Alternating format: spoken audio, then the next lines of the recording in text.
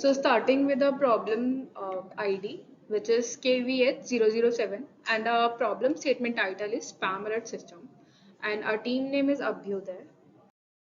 So a problem statement is, due to the increase of useless risky spam messages, users are facing a lot of security and storage issues.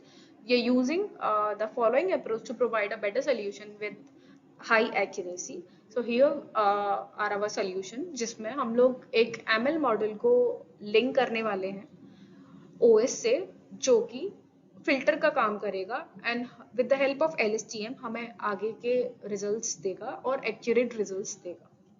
Discuss the problem solution. So सबसे पहले हमारे system में as a sender जो बहुत सारे messages होंगे stored, वो सारे मैसेजेस एक फिल्टर के थ्रू गुजरेंगे, जिसमें जो जो फिल्टर हमारा OS मॉडल से इंटीग्रेटेड होगा, देन वो फिल्टर ये मॉडल जो हमारे मैसेजेस हैं उस फिल्टर से पास आउट होने के बाद हमारे with the help of that LSTM वो हमें बता देगा कि हमारा मैसेज स्पैम है या हैम है.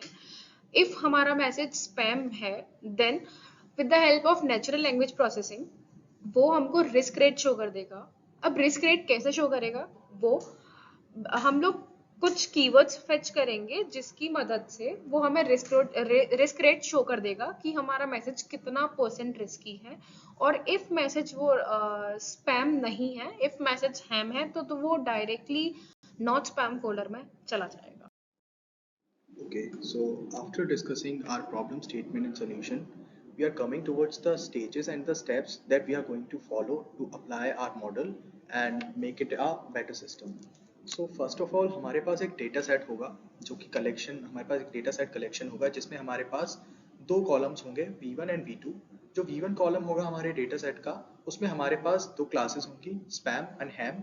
और जो V2 कॉलम होगा हमारे डेटा सेट का, उसमें हमारे पास जो पूरा मैसेज जो हमें मिला है वो पड़ा होगा. उसके बाद हम अपने इस डेटा सेट को मॉडल LSTM मॉडल का यूज करके हम ट्रेन करेंगे. Why we have used LSTM? क्योंकि अगर हम यहाँ पे LSTM का यूज करेंगे तो हमारा जैसे LSTM का नाम होता है लॉन्ग शॉर्ट टर्म मेमोरी, वो पास्ट डेटा, ज़्यादा से ज़्यादा पास्ट डेटा को लेके हमारे आगे के रिजल्ट्स जो होंगे वो प्रिडिक्ट कर पाएगा. इसीलिए हमने यहाँ पे LSTM मॉडल का यूज किया है. आफ्टर दैट जब हमारा मॉडल रेडी हो जाएगा, हम उसको अपना सेव कर लेंगे मॉडल को लोकली, तो हम उसको इंटीग्रेट करेंगे. जो हमारा सेव्ड ML मॉडल है या DL मॉडल कहेंगे हम LSTM को, जो हमारा मॉडल होगा हम उसको अपने एंड्रॉयड OS के साथ इंटीग्रेट करेंगे. और ये हम कैसे करेंगे, इसके लिए हमारे पास बहुत सारे एंड्रॉयड ओपन सोर्स कोड होते हैं जो हमारे APIs के थ्रू हो जाता है, जिसमें हमें लाइक Nexmo हो गया और Twilio हो गया, ये APIs का यूज करके हम अपना इंटीग्रेशन को पॉसिबल कर सकते हैं. उसके बाद हम बहुत सारी डिपेंडेंसीज होंगी like MNO, OS and AIML. तो यहाँ पे MNO का यूज क्या होगा, जब हमारा मॉडल इंटीग्रेट हो चुका होगा हमारे एंड्रॉयड OS के साथ, तो हमें उस पर ट्रेनिंग करने के बाद टेस्टिंग की जरूरत पड़ेगी. तो उस टेस्टिंग पर्पज के लिए हम MNO का यूज करेंगे. MNO is mobile network operator, जो कि हेल्पफुल होता है हमारे कम्युनिकेशन में, जिसके थ्रू हमारे पास मैसेज आते हैं किसी भी मोबाइल नेटवर्क ऑपरेटर से. तो इस MNO के थ्रू हम अपने जो हमारा मॉडल होगा उस पर हम SMS लोड कर देंगे और जिसके थ्रू हमारा टेस्टिंग पर्पज हो पाए.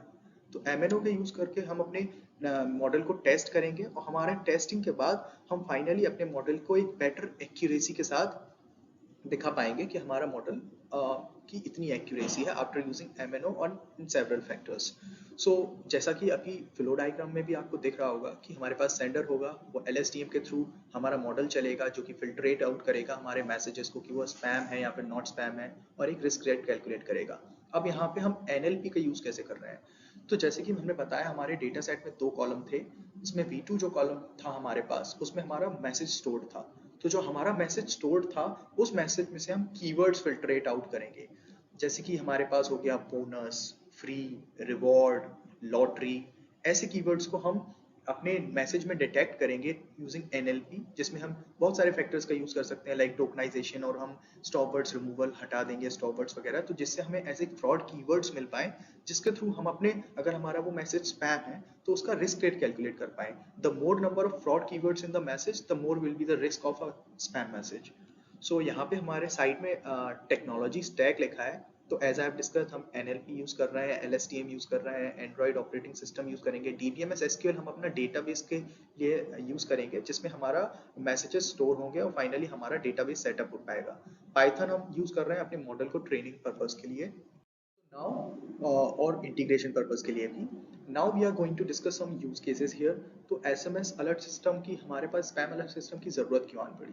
हमारे पर्सनल हो, प्रोफेशनल हो, बिजनेस हो या फाइनेंशियल बैकग्राउंड या जो भी फर्म पे हम काम कर रहे हैं, वहाँ पे अगर हमारे पास SMS स्पैम अलर्ट सिस्टम नहीं होता है तो कई बार पर्सनली लोगों की कुछ चीज़ें होती हैं वो लॉस्ट हो जाती हैं या फिर उनका मिसयूज किया जा सकता है।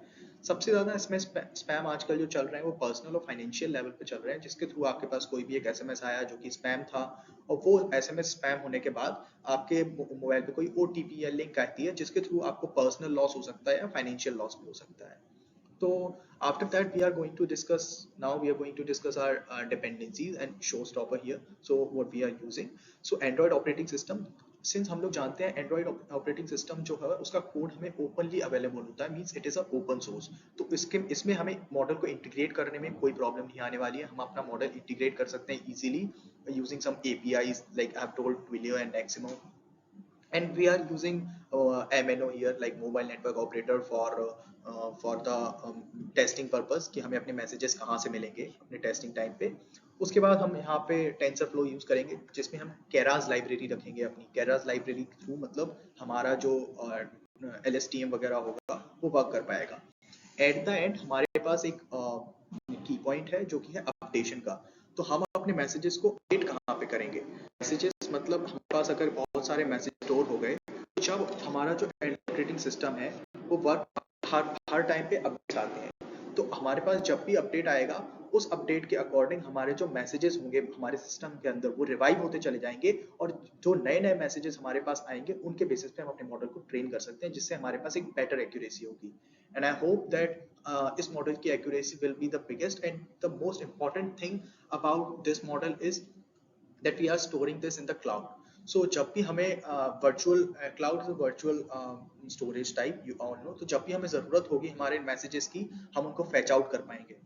The biggest pro of our model is that it is totally internet independent. मतलब हमें यहाँ पे इंटरनेट की एक्सेसिबिलिटी की कोई ज़रूरत नहीं है, जो भी होगा वो हमारे सिस्टम पे लोकली चल रहा होगा without using internet and without accessing it. Thank you.